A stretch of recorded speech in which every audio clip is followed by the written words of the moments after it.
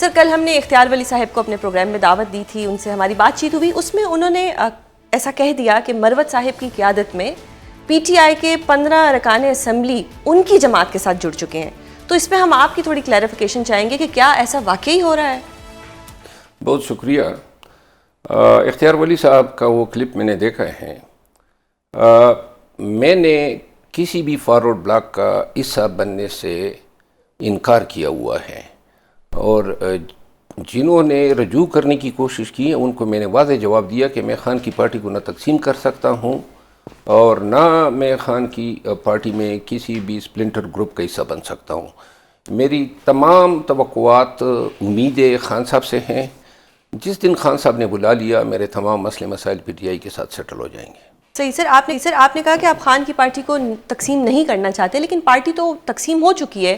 سلمان اکرم راجہ صاحب کے گوہر صاحب سے مسئلہ ہو جاتا ہے، اس سے پہلے ان کو آپ سے مسئلہ ہو جاتا ہے، تو یہ پارٹی تو تقسیم کا شکار ہے. اس پارٹی کا پھر اب کیا کہیں گے؟ آپ تو نہیں، آپ کے اوپر تو ایک الزام تھا کہ آپ جی ڈسپلن کی جو ایک ہے وہ آپ وائلیٹ کر جاتے ہیں، تو اب بھی ڈسپلن وائلیٹ ہو رہا ہے. اب تو مروت نہیں ہے پارٹی میں. ڈسپلن تو ویسے بہانا تھا، مطلب صرف نکالنا تھا. باقی تو یہ ایک دفعہ تو میں نہیں نکالا گیا ہوں، بار بار نکالنے کا مطلب یہ ہے کہ تعلق رکھنا ہی نہیں چاہتے تھے. میرا گلہ جو ہے وہ کسی اور سے نہیں، خان صاحب سے ہیں، کیونکہ میں نے پارٹی میں کوئی خدمات اگر انجام دی ہیں تو میں نے ان لوگوں کے لیے تو نہیں انجام دی ہے جو آج پارٹی کے کرتا دھرتا بنے ہیں، خان صاحب کے کاس کے لیے. اور بہرحال چونکہ خان صاحب کی موروثی حالات ہی ایسے ہیں، قید و بند میں ہیں، چغل خوریاں اس کے سامنے ہوتی ہیں، اور یہ تو اب اللہ نے مجھے ونڈیکیٹ کیا کہ اگر میں ڈسپلن کا وکٹم تھا تو یہ ڈسپلن نہیں ہے. یہ کیا چیز ہو رہی ہے؟ پورا پاکستان پی ٹی آئی ایک دوسرے کے خلاف میڈیا پہ اعلان بیانات دے رہے ہیں. یہی میرے اوپر الزام تھا نا کہ میں نے بیان دیا ہے. تو لہٰذا وہ لوگ ابھی تک نہیں نکالے گئے جنہوں نے ووٹ بیچا 26ویں آئینی ترمیم میں. ان کو کیوں نہیں نکالا جا رہا جنہوں نے ووٹ بیچے ہیں؟ میرا خیال ہے کہ میرا نکالا جانا بھی اس لیے ضرورت پڑی کیونکہ مجھ سے چھڑانا چاہتے تھے. اور یہ کیا اس کا ریزن یہ تھا کہ مروت زیادہ فیمس ہو رہا تھا اور وہ فیم برداشت نہیں ہو رہا تھا؟ باقی کچھ نہیں ہے، اور جیلسی کا میرے پاس کوئی علاج نہیں ہے. سر آپ کی پارٹی کا یہ بھی کہا جاتا ہے کہ جب خان صاحب، معذرت کے ساتھ، جب خان صاحب کسی کی اپنے سے زیادہ پاپولیرٹی دیکھتے ہیں تو وہ اس کو بھی سائڈ پہ کر دیتے ہیں. تو کیا یہ کہنا درست ہوگا کہ خان صاحب کو بھی شاید یہی ایشو تھا کہ مروت اتنا زیادہ فیمس کیوں ہو رہا ہے؟ دیکھیں، خان صاحب کے ذہن میں یہ بات انہوں نے بٹھانے کی کوشش کی تھی کہ جی یہ پوٹینشیل رائیول ہے، یہ اس کو پاپولیرٹی زیادہ ملی ہے، وٹ ایور. لیکن میری تمام امیدوں کا جو مرکز تھا، محور تھا، وہ تو خان تھا. یعنی آپ ابھی خان صاحب کے ساتھ ہی ہیں، اگر یہ کہنا درست اس میں کسی کو شک نہیں ہونا چاہیے. نہ میں خان کی پارٹی کی تقسیم کا ذریعہ بن سکتا ہوں. میں اس وقت نہیں بنا جب 2 ارب روپے میں نے اس کو 26ویں آئینی ترمیم پہ دے رہے تھے. مجھ سے بعد میں رجوع کیا گیا فارورڈ بلاک کے لیے، اور کوششیں تو ہو رہی ہے. اور میں نے بالکل صاف جواب دیا ہے کہ آئی will be the last main. میں آخری آدمی ہوں گا جس کے حوالے سے یہ شناخت آئے گی کہ جی یا تو لوٹا بن گیا یا پھر خان کے خلاف ہو گیا. اختیار ولی صاحب کی آپ تردید کرتے ہیں کہ ایسی کوئی بات نہیں، نہ آپ کسی فارورڈ بلاک کا حصہ ہیں، اور انہوں نے 2 دھڑے اور کی بات بھی کی کہ 2 اور دھڑے بھی بن رہے ہیں. نہ آپ کی نالج میں کوئی ایسے 2 اور دھڑے ہیں؟ پارٹی میں گروپنگ تو اب سب کو واضح ہے کہ گروپنگ ہو رہی ہے. 10 گروپ بنے ہوئے آپ کی پارٹی میں، اس سے بھی زیادہ گروپنگ ہو رہی ہے. دوسری بات یہ ہے کہ اسٹیبلشمنٹ بھی اس کا فائدہ اٹھا رہی ہے. یہ بھی واضح ہے کہ خان کو لسٹ دی گئی ہے کہ ان لوگوں کو 14-15 ایم این ایس کو نکال دیں. دیکھیں، اگر آپ نے اس موقع پہ ان کو نکالنا ہے تو ان کے پاس تو اور کوئی راستہ نہیں ہوگا سوائے اس کے کہ فارورڈ بلاک بنائیں. اور بعض لوگ ایسے تھے جو پہلے ہی چلے گئے تھے، کچھ سینٹ میں لوگ ہیں. ان ساری چیزوں کا حل پہ کوئی توجہ نہیں دے رہا ہے. یعنی پارٹی میں اگر 2-3 لوگوں کے درمیان ناچاکیاں ہوتی ہے تو پارٹی کیا کرتی ہے ہمیشہ سے کہ پارٹی اس میں فریق نہیں بنتی ہے، پارٹیاں ڈسپیوٹس کو ریزالو کرتی ہیں. ہمارے ہاں مسئلہ یہ ہے کہ 2 بندوں کے درمیان ناچاکی ہو گئی، پارٹی کسی ایک کے ساتھ کھڑی ہو جاتی ہے. ایگزیکٹلی، ہمیشہ سے کسی ایک کے ساتھ. کوئی ایک بندہ کسی کا فیوریٹ ہوتا ہے نا تو پھر سب اس کو سپورٹ کرتے ہیں. ابھی آپ دیکھیں نا، یعنی پاکستان تحریک انصاف عملاً بیرسٹر گوہر، علی ظفر صاحب، حامد خان صاحب، سردار لطیف کوسا صاحب، رؤوف حسن صاحب، اور اس کے علاوہ علی ظفر صاحب، ان سب کے خلاف کھڑی ہیں سلمان اکرم راجہ صاحب کے ساتھ. یعنی اپنے چیئرمین کے خلاف کھڑی ہے. کیوں اتنے فیوریٹ ہیں؟ کیا ریزن؟ فیوریٹ تو مطلب یہ ہے کہ چونکہ اس گروپ کے ترجمان ہیں جو گروپ خان کو بہت عزیز ہے یا قریب ہے، تو اس وجہ سے جو ہے اب وہ سر شارٹ اب چلا رہے ہیں۔ فارورڈ بلاک کے لیے یہ جو اراکین ہیں، ان میں سے کسی نے آپ سے رابطہ کیا جو فارورڈ بلاک بنانا چاہتے ہیں اور وہ چاہتے ہوں کہ آپ بھی آن بورڈ ہو میرا جائیں؟ خیال ہے وہ اراکین کو کچھ اور لوگ یکجا کرنے کی کوشش کر رہے ہیں، ان لوگوں نے کوشش کی تھی لیکن میں نے ملنے سے بھی انکار کیا۔ سر ایک زمانے میں معذرت کے ساتھ آپ پہ بھی الزام لگتا تھا کہ آپ اسٹیبلشمنٹ کے بندے ہیں، آپ کی پارٹی کے لوگ لگاتے تھے، کیا ایسی کوئی بات تھی؟ آپ اس کو ڈینائی کرتے ہیں؟ نہیں، الزام تو میں کسی پہ یہ بھی لگا دوں نا، یہ پاکستان میں یہ رواج ہے اور پی ٹی آئی میں تو بالخصوص بہت زیادہ ہے، کس پہ یہ الزام نہیں لگائے، نمبر ون۔ اور لیکن آپ کو بہت کہا جاتا تھا کہ جی پروت صاحب تو ان کے نہیں، بندے وہ تو عادل راجہ نے یہ شروع کیا۔ پھر عادل پارٹی راجہ کے کچھ اپنے لوگوں نے بھی کہا۔ نہیں، میں آپ کو عرض کروں نا، دیکھیے لوگوں کے اعمال، ان کے افعال، ان کا کردار جو ہے گواہی دیتا ہے کہ کون کہاں پہ کڑا ہے۔ ہم نے 9 مئی کے بعد اور 8 فروری تک ایک موقع تھا جو ملا اور جس کو ہم نے ضائع نہیں کیا، اپنا کردار بخوبی نبھایا۔ اس وقت ضرورت تھی پی ٹی آئی کو، جب الیکشن ہو گئے لوگ باہر آ گئے۔ سر ضرورت تو ابھی بھی ہے، پی ٹی آئی کو اچھے لیڈرز کی لیکن ضرورت میں ہے۔ 11 اپریل سے سائیڈ لائن ہوں اور آج تک ہوں، اور یہ 3 دفعہ نکالے جانے کے بعد جو ہے اب تو میں نے صبر کر لیا ہے۔ دیکھیں مجھے دکھ تو ہوتا ہے، یہ جو آپس میں ریشہ دوانیاں ہیں، لیکن بات یہ ہے کہ فروری کے الیکشن کے بعد ہمارے پاس بہت سے مواقع تھے کہ ہم خان کی رہائی کے لیے تحریک چلاتے، ہم پارٹی کی مینڈیٹ کی ریکوری کے لیے، جو ظلم و جبر ہوا، بنیادی انسانی حقوق کی وائلیشن ہوئی، قانون کی بالادستی کے لیے، بدامنی کے خلاف، آپ کو یعنی احساس ہونا چاہیے کہ یہ اپنے بیانیے ہی بھول گئے۔ پارٹی جو ہے اپریل سے لے کر اس اپریل تک بہت کمزور ہو گئی۔ جو گزشتہ سال اپریل میں ہماری احتجاج کی طاقت تھی، آج اس کے مقابلے میں ہم بہت ہی لاغر و کمزور ہیں، اور اس کے باوجود بھی آنکھیں نہیں کھل رہی ہے۔ میں اپریل میں خان صاحب کو میں نے کہا تھا کہ ہمیں احتجاجی کمیٹی بنانی چاہیے، کیونکہ پاکستان تحریک انصاف کے پاس 2 راستے ہیں، یا احتجاج یا ڈائیلاگ، اس کے علاوہ درمیان میں کوئی تیسرا راستہ ہے ہی نہیں، یا پھر خان جیل میں جو ہے پڑا رہے گا۔ بالکل۔ تو اس وقت خان نے اتفاق کیا تھا، احتجاج کمیٹی اس لیے نہیں بنوانے دی گئی کہ ان کو اندیشہ لاحق ہوا کہ کہیں اگر خان کی رہائی کا بھی میں ذریعہ بنا تو پھر مجھے گرانا جو ہے نا بڑا مشکل ہوگا۔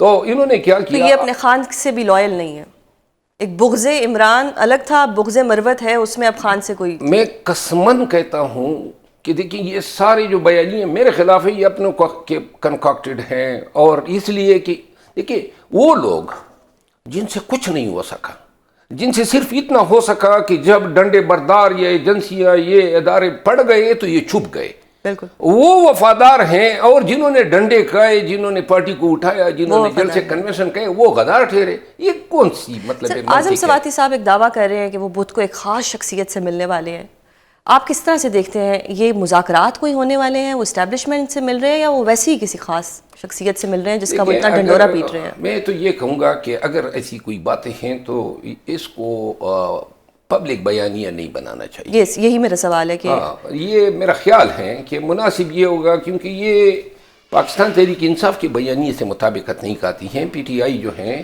اور خان ہمیشہ قانون کی بالادستی کی بات کی ہیں، اور یہ ان بیانات سے یہ تاثر ملے گا گویا ہم کوئی فریادیں کر رہے ہیں، کوئی چیز مانگ رہے ہیں۔ میرا خیال ہے کہ جس انداز سے خان نے سیاست کی ہے جیل میں رہتے ہوئے، پارٹی نے جس طریقے سے خان کا پیغام جو ہے پاکستانیوں تک پہنچایا، وہ ایک وقار کا ہے، ایک ڈٹ جانے کا ہے۔ یہ پکچر کبھی پورٹرے نہیں ہونی چاہیے کہ ہم آج کسی سے مل رہے ہیں، کس لیے مل رہے ہیں۔ یہ شاید ہماری امیج غلط ہے، شبیہ کو جو ہے سر بگاڑے ابھی گا۔ تحریک تحفظ آئین پاکستان 20 اپریل کو ایک جلسہ کرنے جا رہی ہے، اس میں انہوں نے آپ کو دعوت دی ہے؟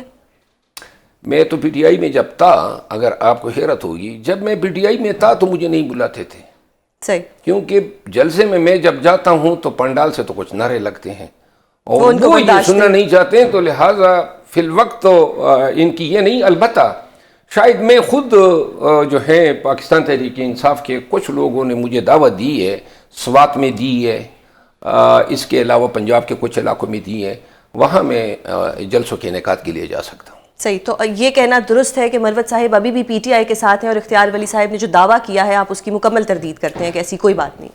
اختیار ولی صاحب نے یہ کہا ہے نا کہ وہ 15 لوگوں کے لیڈر ہو گئے. دیکھیں میں یہ تردید کرتا ہوں کہ میں نے کسی گروپ کا حصہ یا فارورڈ بلاک کا حصہ بننے سے انکار کیا ہے. ٹھیک ہے, لیکن آپ کو آفر کرائی گئی تھی؟ کوشش ہوئی, لیکن میں نے حتیٰ کہ ملنے سے انکار کیا, اور باتیں اسی فارورڈ بلاک پہ ہو رہی ہے.